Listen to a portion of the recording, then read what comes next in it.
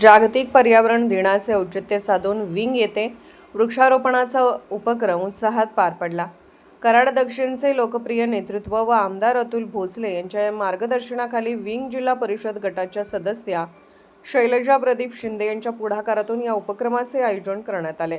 या वृक्षारोपण मोहिमेस जिल्हा परिषद अध्यक्षा डॉ. प्रिया शिंदे तसेच सामाजिक वनीकरण विभागाचे अधिकारी प्रशांत मोहिते यांचे सहकार्य लाभले।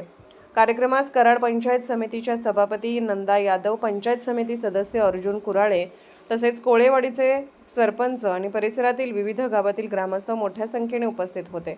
यावेळी विविध प्रकारच्या सावलीच्या, फळझाडांच्या व पर्यावरणपूरक वृक्षांची लागवड करण्यात आली।